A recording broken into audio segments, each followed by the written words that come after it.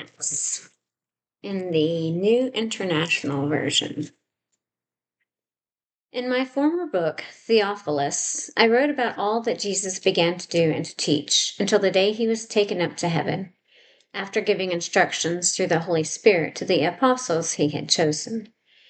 After his suffering, he presented himself to them and gave many convincing proofs that he was alive. He appeared to them over a period of 40 days and spoke about the kingdom of God.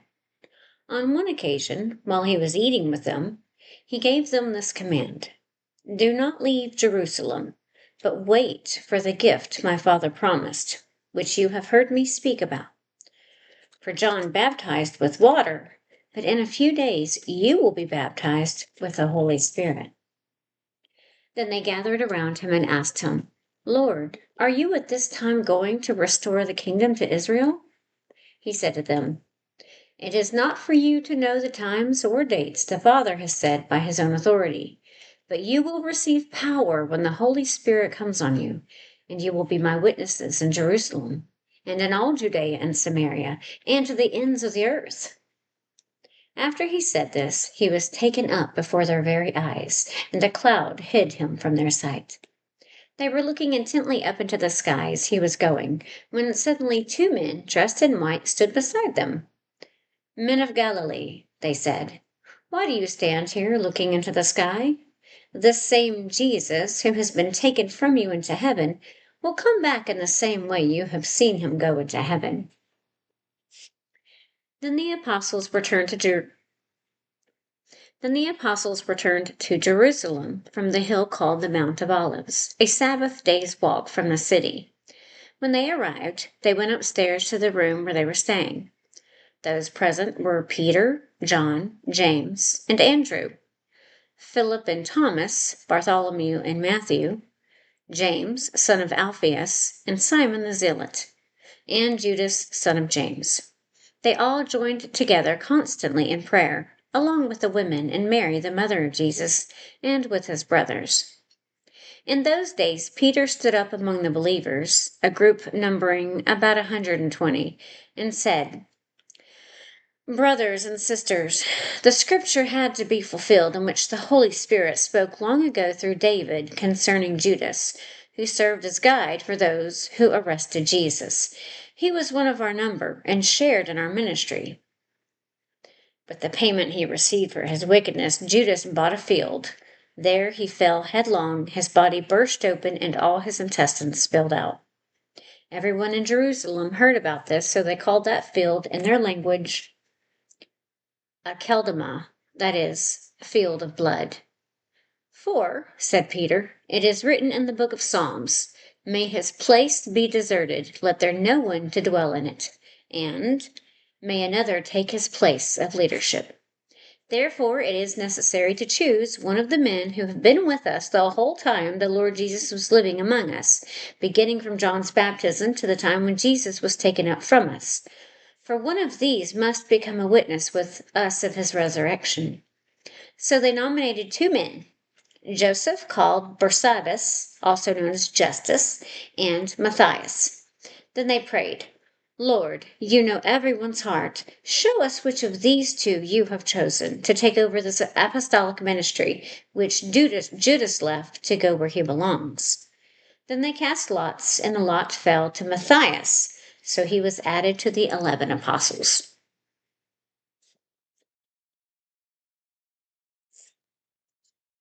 Chapter 2. When the day of Pentecost came, they were all together in one place. Suddenly a sound like the blowing of a violent wind came from heaven and filled the whole house where they were sitting. They saw what seemed to be tongues of fire that separated and came to rest on each of them.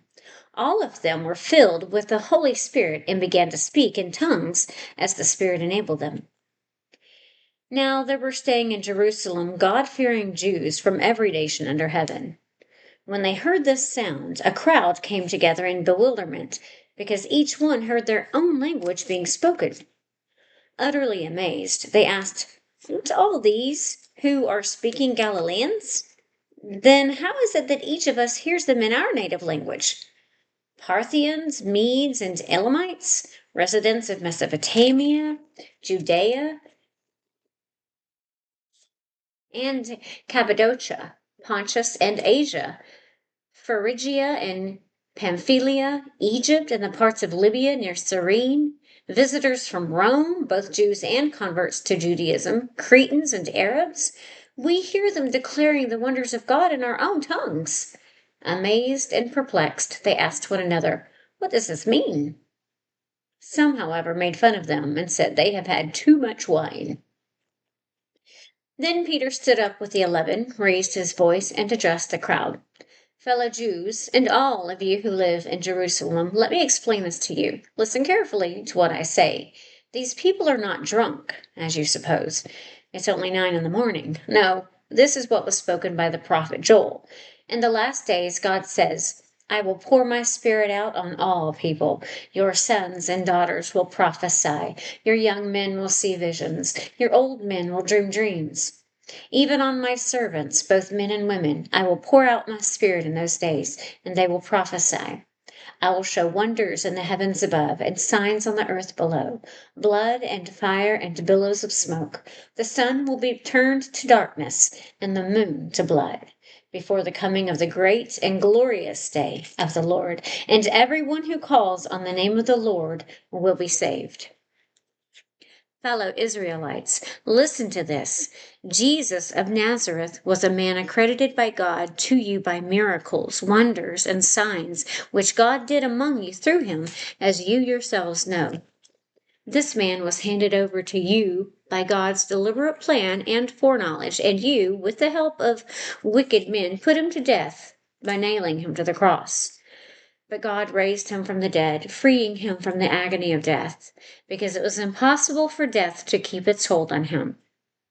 David said about him, I saw the Lord always before me, because he is at my right hand, I will not be shaken. Therefore my heart is glad, and my tongue rejoices.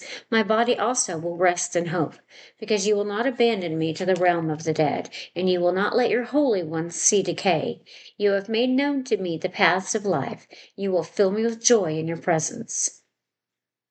Fellow Israelites, I can tell you confidently that the patriarch David died and was buried, and his tomb is here to this day. But he was a prophet and knew that God had promised him an oath that he would place one of his descendants on his throne.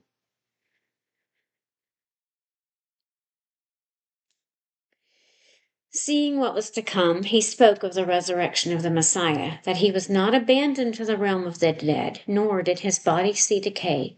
God has raised this Jesus to life, and we are all witnesses of it. Exalted to the right hand of God, he has received from the Father the promised Holy Spirit and has poured out what you now see and hear. For David did not ascend to heaven, and yet he said, the Lord said to my Lord, sit at my right hand until I make your enemies a footstool for your feet. Therefore let all Israel be assured of this. God has made this Jesus, whom you crucified, both Lord and Messiah. When the people heard this, they were cut to the heart and said to Peter and the other apostles, Brothers, what shall we do? Peter replied, Repent and be baptized, every one of you, in the name of Jesus Christ, for the forgiveness of your sins, and you will receive the gift of the Holy Spirit. The promise is for you and your children, and for all who are far off, for all whom the Lord our God will call. With many other words he warned them, and he pleaded with them, Save yourselves from this corrupt generation. Those who accepted his message were baptized, and about 3,000 were added to their number that day. They devoted themselves to the apostles' teaching and to fellowship, to the breaking of bread and to prayer. Everyone was filled with awe at the many wonders and signs performed by the apostles. All the believers were together and had everything in common. They sold property and possessions to give to anyone who had need. Every day they continued to meet together in the temple courts. They broke bread in their homes and ate together with glad and sincere hearts, praising God and enjoying the favor of all the people. And the Lord added to their number daily those who were being saved. Chapter 3. One day, Peter and John were going up to the temple at the time of prayer, at 3 in the afternoon. Now a man who was lame from birth was being carried to the temple gate called Beautiful, where he was put every day to beg from those going into the temple courts. When he saw Peter and John about to enter, he asked them for money. Peter looked straight at him, as did John. Then Peter said, "Look at us." So the man gave them his attention, expecting to get something from them. Then Peter said, "Silver or gold I do not have, but what I do have I give you. In the name of Jesus Christ of Nazareth, walk." Taking him by the right hand, he helped him up, and instantly the man's feet and ankles became strong. He jumped to his feet and began to walk. Then he went with them into the temple courts, walking and jumping and praising God. When all the people saw him walking and praising God, they recognized him as the same man who used to sit begging at the temple gate, called Beautiful, and they were filled with wonder and amazement at what had happened to him. While the man held on to Peter and John, all the people were astonished and came running to them in the place called Solomon's Colonnade. When Peter saw this, he said to them, "Fellow Israelites, why does this surprise you? Why do you stare at us as if by our own power or godliness we had made this man walk? The God of Abraham, Isaac, and Jacob, the God of our fathers, has glorified his servant Jesus. You handed him over to be killed, and you disowned him before Pilate, though he had decided to let him go. You disowned the holy and righteous one and asked that a murderer be released to you. You killed the author of life, but God raised him from the dead. We are witnesses of this. By faith in the name of Jesus, this man whom you see and know was made strong. It is Jesus' name and the faith that comes through him that has completely healed him, as you all can see. Now, fellow Israelites, I know that you acted in ignorance, as did your leaders, but this is how God fulfilled what he had foretold through all the prophets, saying that his Messiah would suffer. Repent then and turn to God so that your sins may be wiped out, that times of refreshing may come from the Lord, and that he may send the Messiah who has been appointed for you, even Jesus. Heaven must receive him until the time comes for God to restore everything, as he promised long ago through his holy prophets. For Moses said, "The Lord your God will raise up for you a prophet like me from among your own people. You must listen to everything he tells you. Anyone who does not listen to him will be completely cut off from their people." Indeed, beginning with Samuel, all the prophets who have spoken have foretold these days, and you are heirs of the prophets and of the covenant God made with your fathers. He said to Abraham, "Through your offspring, all peoples on earth will be blessed." When God raised up his servant, he sent him first to you to bless you by turning each of you from your wicked ways.